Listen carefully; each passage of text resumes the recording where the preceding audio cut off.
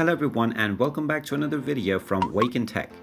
In this video, I'm going to show you how to download the Reddit application on your smartphone.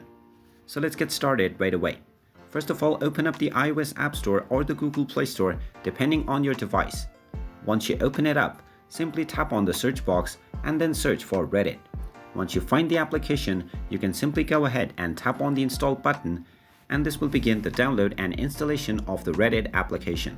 Just wait for a while until the installation is completed, and then when you see the open button, you can just tap on it to open up the Reddit application.